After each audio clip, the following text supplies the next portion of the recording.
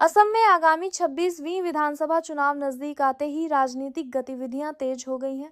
विभिन्न दलों के संभावित प्रत्याशी अपनी अपनी दावेदारी मजबूत करने में जुटे हैं।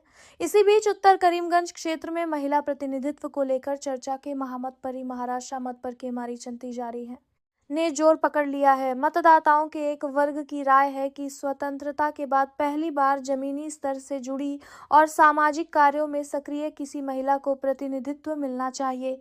इसी संदर्भ में समाज सेवी मुन्नी छेत्री का नाम प्रमुखता से सामने आ रहा है जिन्हें क्षेत्र में एक संभावित मजबूत उम्मीदवार के रूप में देखा जा रहा है। सूत्रों के अनुसार मुन्नी छेत्री पिछले कई वर्षों से शिक्षा, महिला सशक्तिकरण, स्वास्थ्य जागरूकता और जरूरतमंद परिवारों की सहायता जैसे मुद्दों पर सक्रिय रही हैं।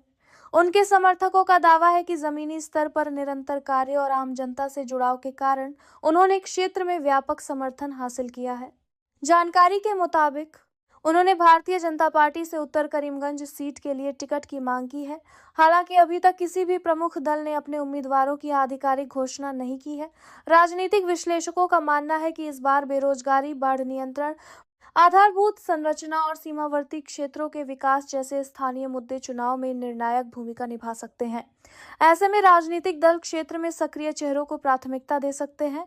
कुछ स्थानीय लोगों का यह भी कहना है कि यदि उन्हें पार्टी से टिकट नहीं मिलता तो वे निर्दलीय उम्मीदवार के रूप में भी चुनाव मैदान में उतर सकती हैं। हालांकि इस संबंध में उनकी ओर से कोई आधिकारिक बयान सामने नहीं आया है। बराक घाटी में भी महिला दावेदारों को लेकर चर्चा जारी है।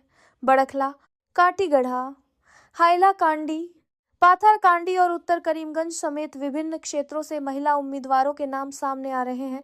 इससे संकेत मिलता है कि इस बार महिला प्रतिनिधित्व एक महत्वपूर्ण राजनीतिक मुद्दा बन सकता है। स्थानीय स्तर पर यह धारणा व्यक्त की जा रही है कि अब तक उत्तर करीमगंज से किसी महिला को प्रतिनिधित्व का अवसर नहीं मिला है। ऐसे में यदि किसी महिला उम्मीदवार को टिकट दिया जाता है तो इसे एक महत्वपूर्ण राजनीतिक संदेश के रूप में देखा जा सकता है। क्षेत्र की मूलभूत समस्याएं, खराब सड़कें, महिला का आकर प्रतिनिधित्व को देशानी करके मूलभूत समस्याएं, खराब सड़कें और किसी महिला को बड़ी प्रतिनिधित्व का अवसर के बरना हो गए। जल निकासी की दिक्कतें और बेरोजगारी अब भी प्रमुख मुद्दे बने हुए हैं। मतदाताओं का एक वर्ग मानता है कि इन समस्याओं को समझने और उठाने वाले जमीनी कार्यकर्ता को इस बार अवसर मिलना चाहिए। मुन्नी छेत्री का नाम इसी संदर्भ में चर्चा में है। सोशल में मतदाताओं का भारत को दो पास्तर में देखकर या मुन्नी छेत्री का नाम इसी संदर्भ में चर्चा में है। मीडिया और सार्वजनिक मंचों पर उनके समर्थन में आवाजें उठ रही हैं। वहीं कुछ स्थानीय महिलाओं ने भी प्लेकार्ड के माध्यम से महिला प्रतिनिधि की मांग रखी है। अब सबकी निगाहें आगामी टिकट वितरण और उम्मीदवारों की आधिकारिक घोषणा पर टिकी हैं। यह देखना दिलचस्प होगा कि क्या इस बार उत्तर करीमगंज को स्वतंत्रता के बाद पहली बार जमीनी स्तर से उभरी किसी महिला को प्रतिनिधित्व का अवसर मिलता है या नहीं। देखने वाली बात है। करीमगंज से संवाददाता सचिंद्र शर्मा की रिपोर्ट।